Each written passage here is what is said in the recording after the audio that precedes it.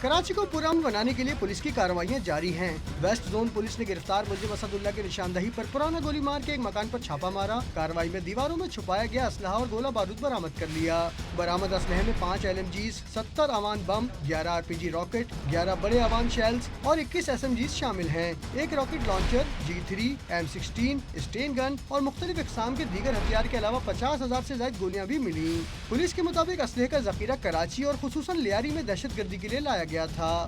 کافی سارے ہم ڈمپس ایکسپیکٹ کرتے ہیں کہ جگہ جگہ ہوں گے جہاں پہ انہوں نے آپسی جنگ، پولیس کے ساتھ جنگ اور انٹر کمیونٹی جنگ، ان تینوں کاموں کے لیے، اس ٹیررزم کے ان تینوں کاموں کے لیے اس کو استعمال کرنا۔ پولیس نے بھاری تعداد میں اسلحے کی برآمدگی کے بعد ملوث ملزمان کی گرفتاری کے لیے آپریشن تیز کر دیا ہے۔ کیمرہ مین حمزہ راجپوت کے ساتھ معراج اختر، ڈان نیوز، کراچی۔